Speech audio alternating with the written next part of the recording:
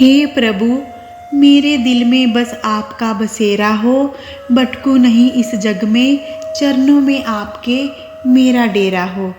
जय हो श्री हरि विष्णु भगवान जी की। आप सभी परम भक्तों को जय श्री सीताराम, जय श्री राधे श्याम। प्यारे भक्तों, आज का दिन माँ का दिन है। आपको परम दिव्य शक्ति की ओर से मातृ दिवस की हार्दिक शुभकामनाएं। वैसे तो माँ के लिए हर दिन बराबर होता है, लेकिन मदर्स डे एक ऐसा दिन है जो माँ के लिए पूर्ण रूप से समर्पित होता है। यह वीडियो मेरी माँ और मेरी सासू माँ दोनों ही सुनेंगे, तो मैं उनसे कुछ कहना चाहती हूँ जो आपके मन के भी भाव होंगे अपनी माँ के प्रति। तो प्रेम से सुनिए। चलती फिरती आँखों से अजा देखी है, मैंने जन्नत तो नहीं देखी लेकिन माँ देखी है। माँ के रहते जीवन में कोई गम नहीं होता, दुनिया साथ दे ना दे, माँ का प्यार कभी कम नहीं होता। माँ की दुआएं मुसीबतों से इस तरह टकराती हैं, दुनिया की सब भलाएं उनके एक काले टीके से घबराती हैं। माँ शब्द खत्म हो गए, कहते कहते तेरे प्यार की दास्तां इतनी लंबी है। माँ तेरी एक आदत खुदा से मिलती है, दोनों ही बड़ी से बड़ी गलती होने पर भी माफ़ कर देते हैं। मांगू यही दुआ की, फिर यही जहां मिले, फिर यही गोद मिले, फिर यही माँ मिले। जब जब कागज पर लिखा माँ मैंने तेरा नाम, कलम अदब से बोल उठी, हो गए चारों धाम। परमात्मा करे सबकी माँ की लंबी आयु हो, सबको अपनी माँ का आशीर्वाद, अपनी माँ का साथ हमेशा मिले। हमेशा सबकी माँ हंसती मुस्कुराती रहे, सब माँ के बच्चे हंसते मुस्कुराते रहें। प्यारे भक्तों, हम वैशाख माह महात्म्य अध्ययन कर रहे थे। श्री स्कंद पुराण से हमने प्रथम 8 अध्याय अध्ययन कर लिए हैं। जिन्होंने वो वाले अध्याय श्रवण नहीं किए, वो हमारे चैनल पर अपलोड वीडियो से श्रवण कर सकते हैं। वैशाख माह महात्म्य श्रवण करने का फल अश्वमेघ यज्ञ से भी अधिक प्राप्त होता है। हमारा यह लोक तो सुधरता ही है, पर लोक भी सुधर जाता है। श्री हरि जी की अपार कृपा प्राप्त होती है। तो आइए भक्तों, कर लीजिए श्री गणेश जी को स्मरण, क्योंकि हम करने जा रहे हैं 9वां अध्याय आरंभ। जय श्री गणेश जी की। पिछले अध्यायों का ये सार है कि हमें वैशाख माह में पवित्र नदी में स्नान करना चाहिए, दान पुण्य करने चाहिए, श्री हरि जी की पूजा अर्चना करनी चाहिए, उनका महात्म्य अध्ययन करना चाहिए, श्रवण करना चाहिए। इस अध्याय में हम अध्ययन करेंगे कि भगवान विष्णु जी के स्वरूप का विवेचन, प्राण की श्रेष्ठता, जीवों के विभिन्न स्वभावों और कर्मों का कारण और भगवत धर्म। जय हो श्री हरि विष्णु जी की।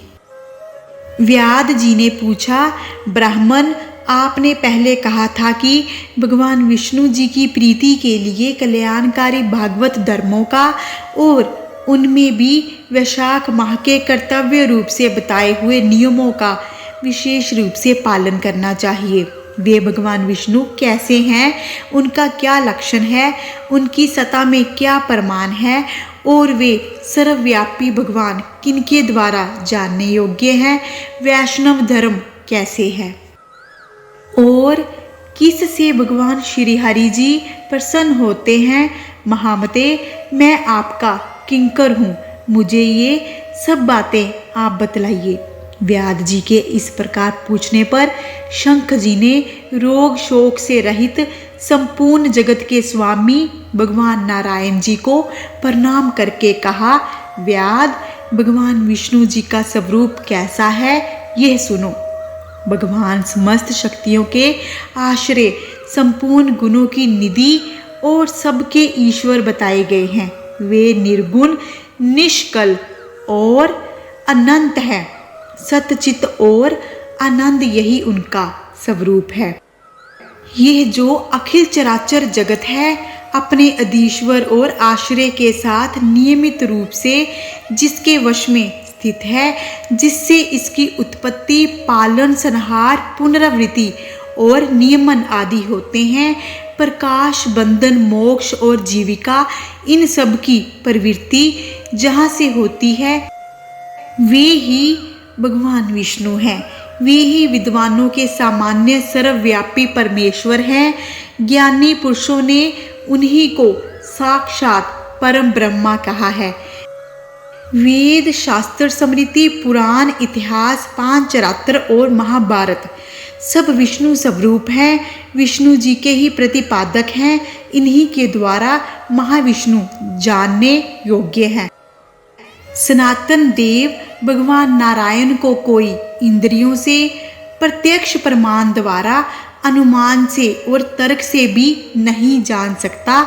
उन्हीं के दिव्य जन्म, कर्म और गुणों को अपनी बुद्धि के अनुसार जानकर उनके अधीन रहने वाले जीव समूह सदा मुक्त होते हैं।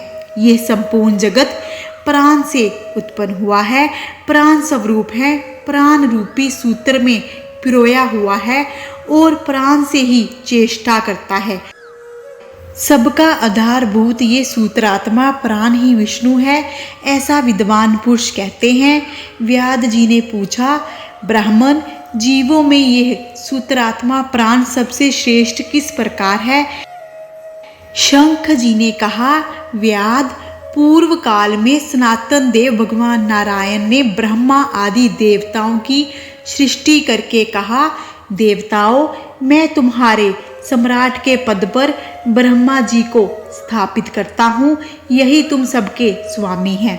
अब तुम लोगों में जो सबसे अधिक शक्तिशाली हो उसे तुम स्वयं ही युवराज के पद पर प्रतिष्ठित करो।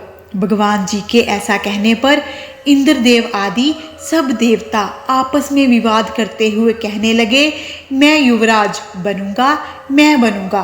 किसी ने सूर्य देव को श्रेष्ठ बताया और किसी ने इंद्रदेव को। किन्हीं की दृष्टि में कामदेव ही सबसे श्रेष्ठ माने जाते हैं। कुछ लोग मौन ही खड़े रहे।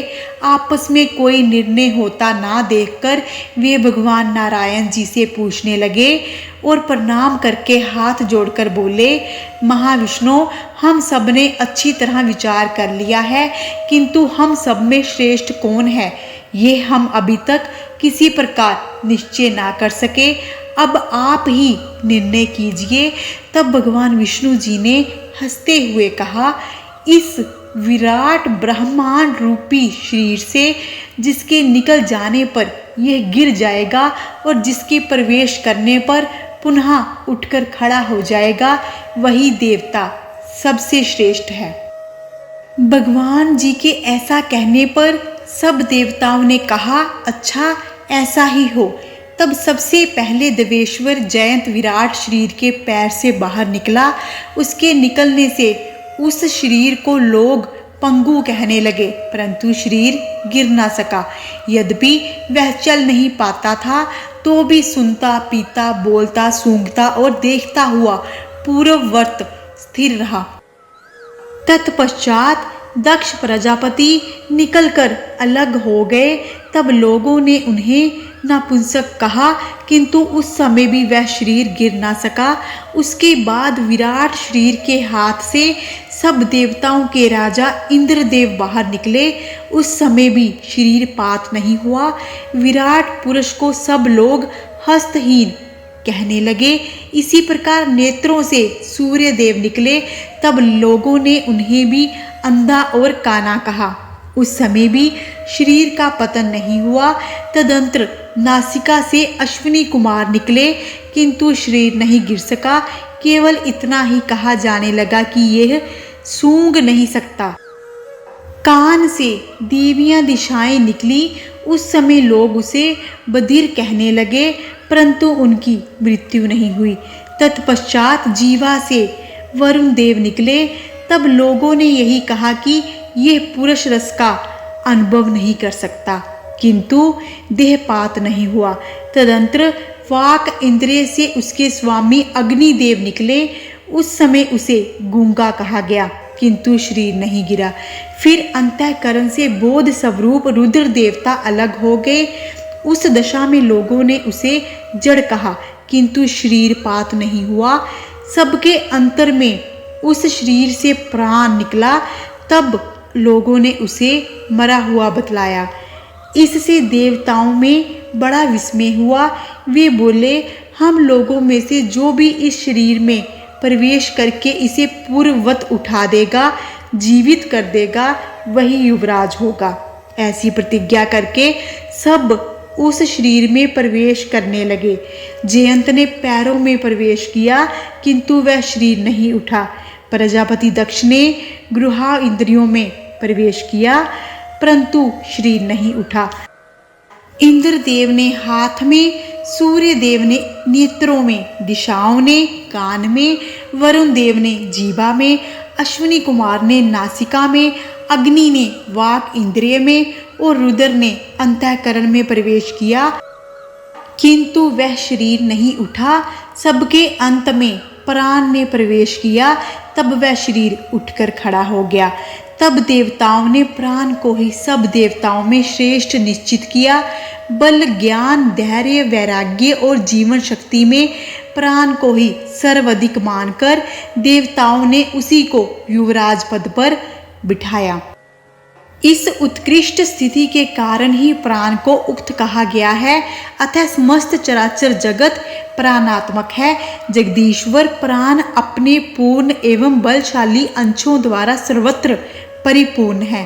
प्राणहीन जगत का अस्तित्व नहीं है। प्राणहीन कोई भी वस्तु वृद्धि को नहीं प्राप्त होती। इस जगत में किसी भी प्राणहीन वस्तु की स्थिति नहीं है। इस कारण प्राण सब जीवों में श्रेष्ठ, सबका अंतर आत्मा और सर्वाधिक बलशाली सिद्ध हुआ। इसलिए प्राणों उपासक प्राण को ही सर्वश्रेष्ठ कहते हैं। प्राण सर्वदेवात्मक है। सब देवता प्राणमय है। वह भगवान वासुदेव जी का अनुगामी और सदा उन्हीं में स्थित है। मनीषी पुरुष प्राण को महाविष्णु जी का बल बतलाते हैं। महाविष्णु जी के महात्म्य और लक्षण को इस प्रकार जानकर मनुष्य पूर्व बंधन का अनुसरण करने वाले अज्ञान में लिंग को उसी प्रकार त्याग देता है, जैसे सर्प पुरानी केंचुल को लिंग देह का त्याग करके वह परम पुरुष अनाम्य भगवान नारायण जी को प्राप्त होता है।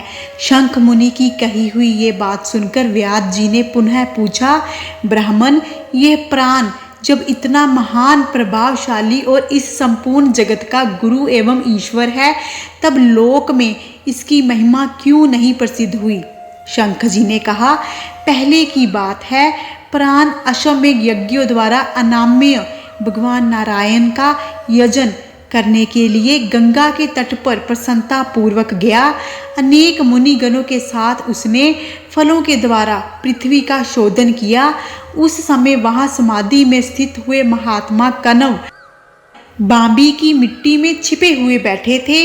हल जोतने पर बांबी गिर जाने से वे बाहर निकल आए और क्रोध पूर्वक देखकर सामने खड़े हुए महाप्रभु प्राण को श्राप देते हुए बोले, देवेश्वर, आज से लेकर आपकी महिमा तीनों लोकों में, भूलोक में प्रसिद्ध नहीं होगी। हाँ, आपके अवतार तीनों लोकों में विख्यात होंगे। व्यास जी, तभी से संसार में महाप्रभु प्राण की महिमा प्रसिद्ध नहीं हुई। भूलोक में तो उनकी ख्याति विशेष रूप से नहीं है। व्यास जी ने पूछा, महामते, भगवान विष्णु जी के रचे हुए करोड़ों एवं सहस्त्रों सनातन जीव नाना मार्ग पर चलने और भिन्न भिन्न कर्म करने वाले क्यों दिखाई देते हैं? इन सब का एक सा स्वभाव क्यों नहीं है? यह सब विस्तार पूर्वक बतलाइए। शंख जी ने कहा, रजोगुण, तमोगुण और सत्वगुण के भेद से 3 प्रकार के जीव समुदाय होते हैं। उनमें से राजस स्वभाव वाले जीव राजस कर्म, तमोगुणी जीव तामस कर्म और सात्विक स्वभाव वाले जीव सात्विक कर्म करते हैं। कभी कभी संसार में इनके गुणों में विषमता भी पाई जाती है, उसी से वे ऊंच और नीच कर्म करते हुए तद अनुसार फल के भागी होते हैं। कभी सुख कभी दुख और कभी दोनों को ही ये मनुष्य गुणों की विषमता से प्राप्त करते हैं। प्रकृति में स्थित होने पर जीव इन तीनों गुणों से बंधते हैं। गुण और कर्मों के अनुसार उनके कर्मों का भिन्न भिन्न फल होता है। ये जीव फिर गुणों के अनुसार ही प्रकृति को प्राप्त करते हैं। प्रकृति में स्थित हुए प्राकृतिक प्राणी गुण और कर्म से व्याप्त होकर प्राकृतिक गति को प्राप्त करते हैं। तमोगुणी जीव तामसी वृत्ति से ही जीवन निर्वाह करते हैं और सदा महान दुख में ही डूबे रहते हैं। उनमें दया नहीं होती, वे बड़े क्रूर होते हैं और लोक में सदा द्वेष से ही उनका जीवन चलता है। राक्षस और पिशाच आदि तमोगुणी जीव हैं जो तामसी गति को प्राप्त होते हैं। राजसी लोगों की बुद्धि मिश्रित होती है, वे पुण्य और पाप दोनों करते हैं। पुण्य से वे स्वर्ग को पाते हैं और पाप से यातना भोगते हैं। इसी कारण ये मंदभाग्य पुरुष बार बार इस संसार में आते जाते रहते हैं।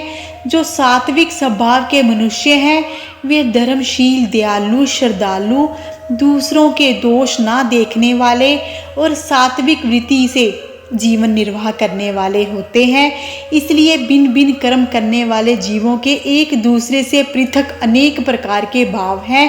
उनके गुण और कर्म के अनुसार महाप्रभु विष्णु अपने स्वरूप की प्राप्ति कराने के लिए उनसे कर्मों का अनुष्ठान करवाते हैं। भगवान विष्णु जी पूर्ण काम है, उनमें विषमता और निर्दयता आदि दोष नहीं है। वे समभाव से ही सृष्टि का पालन और संहार करते हैं। सब जीव अपने गुण से ही कर्म फल के भागी होते हैं। जैसे माली बगीचे में लगे हुए सब वृक्षों को समान रूप से सींचता है और एक ही कुएं के जल से सभी वृक्ष पलते हैं, तथापि वे पृथक पृथक स्वभाव को प्राप्त करते हैं। बगीचा लगाने वाले में किसी प्रकार विषमता और निर्दयता का दोष नहीं होता। देवादिदेव भगवान विष्णु जी का एक निमेष ब्रह्मा जी के एक कल्प के समान माना गया है। ब्रह्मा कल्प के अंत में देवादिदेव शिरोमणि भगवान विष्णु जी का उन्मेष होता है, अर्थात वे आंख खोलकर देखते हैं। जब तक निमेष रहता है तब तक प्रलय है। निमेष के अंत में भगवान अपने उदर में स्थित संपूर्ण लोकों की सृष्टि करने की इच्छा करते हैं। सृष्टि की इच्छा होने पर भगवान अपने उदर में स्थित हुए अनेक प्रकार के जीव समूहों को देखते हैं। संपूर्ण जीव उनके ध्यान में स्थित होते हैं, अर्थात कौन जीव कहाँ किस रूप में है इसकी स्मृति भगवान को सदा बनी रहती है। भगवान विष्णु जी चतुर्व्यह स्वरूप हैं। वे उन्मेष काल के प्रथम भाग में ही चतुर्व्यह रूप में प्रकट हैं। भगवान श्री हरि जी ने पूर्ण गुण वाले वासुदेव आदि 4 व्यूहों के द्वारा क्रमशः माया, जया, कृति और शांति को स्वयं स्वीकार किया है। उनसे संयुक्त चतुर्व्यूहात्मक महाविष्णु जी ने पूर्ण काम होकर भिन्न भिन्न कर्म और वासना वाले लोगों की सृष्टि की है। उन्मेष काल का अंत होने पर भगवान विष्णु पुनः योग माया का आश्रय लेकर व्यूहगामी संकर्षण स्वरूप से इस चराचर जगत का संहार करते हैं। इस प्रकार महात्मा विष्णु जी का ये सब चिंतन करने योग्य कार्य बतलाया है। व्याद जी ने पूछा, मुने भागवत धर्म कौन कौन से हैं और किनके द्वारा भगवान विष्णु जी प्रसन्न होते हैं? शंख जी ने कहा, जिससे अंतःकरण की शुद्धि होती है वो साधु पुरुषों का उपकार करने वाला है और जिसकी किसी ने भी निंदा नहीं की है, उसे तुम सात्विक धर्म समझो। वेदों और स्मृतियों में बताए हुए धर्म का यदि निष्काम भाव से पालन किया जाए और वह लोक से विरुद्ध ना हो तो उसे भी सात्विक धर्म जानना चाहिए। वर्ण और आश्रम विभाग के अनुसार जो 4 प्रकार के धर्म हैं वे सभी नित्य, नैमित्तिक और काम्य भेद से 3 प्रकार के माने गए हैं। वे सब अपने अपने वर्ण और आश्रम के धर्म जब भगवान विष्णु जी को समर्पित कर दिए जाते हैं तब उन्हें सात्विक धर्म जानना चाहिए। वे सात्विक धर्म ही मंगलमय भागवत धर्म है। देवताओं की प्रीति के लिए काम भाव से किए जाने वाले धर्म राजस माने गए हैं। यक्ष, राक्षस, पिशाच आदि के उद्देश्य से किए जाने वाले लोक हिंसात्मक निंदित कर्मों को तामस धर्म कहा गया है। जो सत्व गुण में स्थित हो, भगवान विष्णु जी को प्रसन्न करने वाले शुभ कारक सात्विक धर्मों का सदा निष्काम भाव से अनुष्ठान करते हैं, वे भागवत माने गए हैं, विष्णु भक्त माने गए हैं। जिनका चित्त सदा भगवान विष्णु में लगा रहता है, जिनकी जीवा पर भगवान का नाम रहता है और जिनके हृदय में भगवान के चरण विराजमान हैं, वे भागवत कहे गए हैं। जो सदाचार परायण, उपकार करने वाले, ममता युक्त हैं, वे भागवत माने गए हैं। जिनका शास्त्र में, गुरु में और सत्कर्मों में विश्वास है और जो सदा भगवान विष्णु जी के भजन में लगे रहते हैं, उन्हें भागवत कहा गया है। उन भागवत महात्माओं को जो धर्म नित्य मान्य है, जो भगवान विष्णु जी को प्रिय है और वेदों और स्मृतियों में जिनका प्रतिपादन किया गया है, वे ही सनातन धर्म माने गए हैं। जिनका चित्त विषयों में आसक्त है, उनका सब देशों में घूमना, सब कर्मों को देखना और सब धर्मों को सुनना कुछ भी लाभकारक नहीं है। साधु पुरुषों का मन साधु महात्माओं के दर्शन से पिघल जाता है। निष्काम पुरुषों द्वारा श्रद्धा पूर्वक जिसका सेवन किया जाता है और जो भगवान विष्णु जी को सदा ही प्रिय है, वह भागवत धर्म माना गया है। भगवान विष्णु जी ने क्षीर सागर में सबके हित की कामना से भगवती लक्ष्मी जी को दही से निकाले हुए मक्खन की भांति सब शास्त्रों के सारभूत वैशाख धर्म का उपदेश किया है। जो मनुष्य वैशाख माह में व्रत का अनुष्ठान करता है, दान पुण्य करता है, महात्म्य का अध्ययन एवं श्रवण करता है, वह सब पापों से रहित होकर सूर्य मंडल को भेद कर भगवान विष्णु जी के परम धाम में जाता है।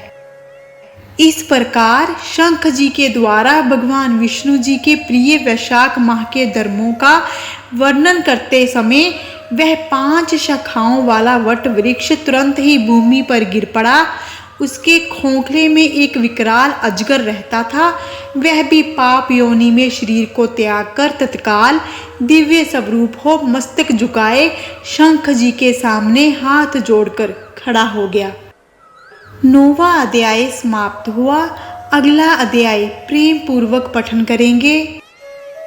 देव कहते हैं, तदंतर व्याध सहित शंख मुनि ने विस्मित होकर पूछा, तुम कौन हो और तुम्हें ये दशा कैसे प्राप्त हुई थी?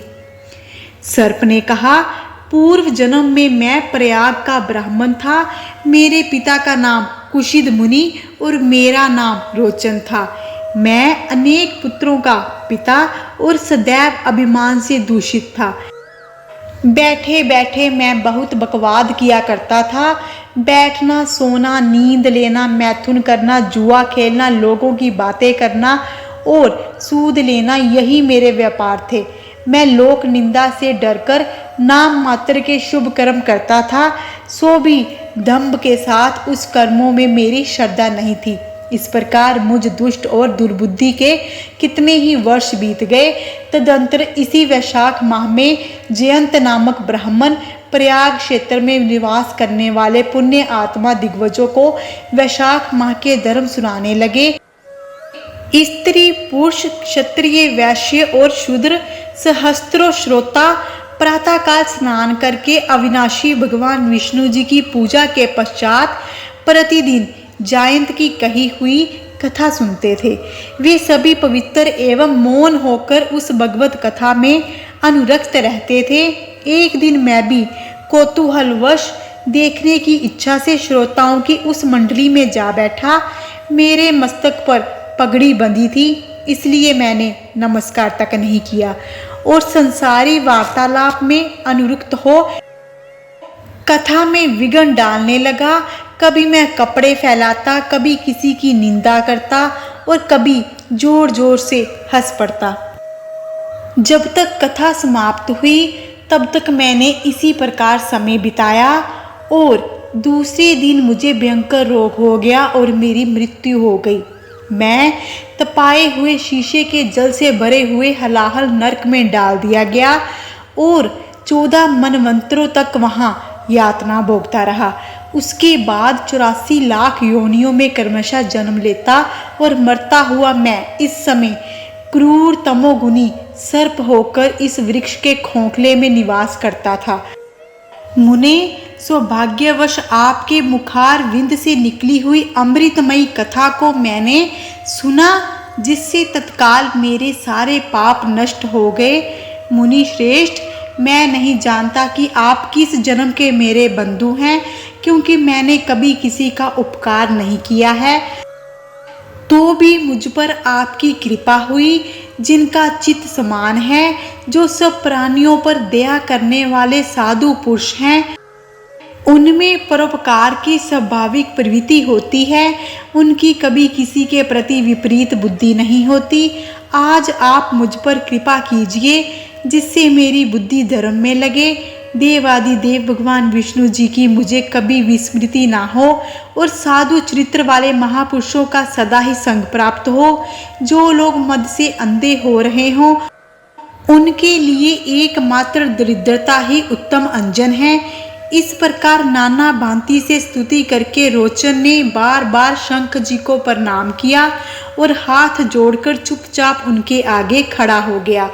तब शंख जी ने कहा, ब्राह्मण, तुमने वैशाख माह और भगवान विष्णु जी का महात्म्य सुना है। इससे उसी क्षण तुम्हारा सारा बंधन नष्ट हो गया। द्विगश्रेष्ठ, परिहास, भय, क्रोध, द्वेष, कामना अथवा स्नेह से भी एक बार भगवान विष्णु के पापहारी नाम का उच्चारण करके बड़े बड़े पापी भी रोग शोक रहित वैकुंठ धाम में चले जाते हैं। फिर जो श्रद्धा से युक्त हो, क्रोध और इंद्रियों को जीतकर सबके प्रति दया भाव रखते हुए भगवान की कथा सुनते हैं, वे उनके लोक जाते हैं। इस विषय में तो कहना ही क्या है। कितने ही मनुष्य केवल भक्ति के बल से एकमात्र भगवान की कथा वार्ता में तत्पर हो, अन्य सब धर्मों का त्याग कर देने पर भी भगवान विष्णु जी के परम पद को पा लेते हैं। भक्ति के अथवा द्वेष आदि से भी जो कोई भी भगवान जी की भक्ति करते हैं, वे भी प्राण हारिणी पूतना की भांति परम पद को प्राप्त होते हैं। सदा महात्मा पुरुषों का संग और उन्हीं के विषय में वार्तालाप करना चाहिए। रचना शिथिल होने पर भी जिसके हर श्लोक में भगवान के सूचक नाम है, वही वाणी यन समुदाय की पाप राशि का नाश करने वाली होती है, क्योंकि साधु पुरुष उसी को सुनते, गाते और कहते हैं। जो भगवान किसी से कष्ट साध्य सेवा नहीं चाहते, आसन आदि विशेष उपकरणों की इच्छा नहीं रखते और सुंदर रूप और जवानी नहीं चाहते, अपितु एक बार भी स्मरण कर लेने पर अपना परम प्रकाश में बैकुंठ धाम दे डालते हैं, उन दयालु भगवान जी को छोड़कर मनुष्य किसकी शरण में जाए। उन्हीं रोग शोक से रहित चित्त द्वारा चिंतन करने योग्य अव्यक्त दया निदान भक्त वत्सल भगवान नारायण जी की शरण में जाओ। महामते, वैशाख माह में कहे हुए इन सब धर्मों का पालन करो, उससे प्रसन्न होकर भगवान जगन्नाथ तुम्हारा कल्याण करेंगे। ऐसा कहकर शंख मुनि जी व्याध की ओर देखकर चुप हो जाते हैं। तब तक दिव्य पुरुष ने पुनः इस प्रकार कहा, मुने, मैं धन्य हूँ, आप जैसे दयालु महात्मा ने मुझ पर अनुग्रह किया है। मेरी कुयोनि दूर हो गई और मैं अब परम गति को प्राप्त हो रहा हूँ। यह मेरे लिए सौभाग्य की बात है। यह कहकर दिव्य पुरुष ने शंख मुनि जी की परिक्रमा की और उनकी आज्ञा लेकर वह दिव्य लोक को चला गया। तदंतर संध्या हो गई। व्याध जी ने शंख जी को अपनी सेवा से संतुष्ट किया और उन्होंने सायंकाल की संध्या उपासना करके शेष रात्रि व्यतीत की। भगवान जी की लीला अवतारों की कथा वार्ता द्वारा रात व्यतीत करके शंख मुनि जी ब्रह्म मुहूर्त में उठे और दोनों पैर धोकर मौन भाव से तारक ब्रह्मा का ध्यान करने लगे। तत्पश्चात शौच आदि क्रिया से निर्वृत्त होकर वैशाख माह में सूर्य उदय से पहले स्नान किया और उन्होंने संध्या तर्पण आदि सब कर्म समाप्त करके खुशी के साथ व्यास जी को बुलाकर उन्हें राम इस 2 अक्षर वाले नाम का उपदेश दिया, जो वेद से भी अधिक शुभ कारक है। उपदेश देकर इस प्रकार कहा, भगवान विष्णु जी का एक एक नाम भी संपूर्ण वेदों से अधिक महत्वशाली माना गया है। ऐसे अनंत नामों से अधिक है भगवान विष्णु जी का सहस्त्र नाम, उस सहस्त्र नाम के समान राम नाम माना गया है। इसलिए व्यास जी, तुम निरंतर राम नाम का जप करो और मेरे बताए हुए धर्मों का पालन करते रहो। इस धर्म के प्रभाव से तुम्हारा वाल्मीकि ऋषि जी के घर में जन्म होगा और तुम इस पृथ्वी पर वाल्मीकि जी के नाम से प्रसिद्ध हो जाओगे। व्यास जी को ऐसा आदेश देकर मुनिवर शंख जी दक्षिण दिशा की ओर प्रस्थान कर गए। व्यास जी ने भी शंख मुनि जी की परिक्रमा करके बार बार उनके चरणों में प्रणाम किया और जब तक वे दिखाई देते रहे उन्हीं के तरफ देखते रहे। फिर उन्होंने अति योग्य वैशाख माह धर्मों का पालन किया। जंगली कैथ, कटहल, जामुन और आम आदि के फलों से राह चलने वाले थके मांदे पथिकों को वह भोजन कराते।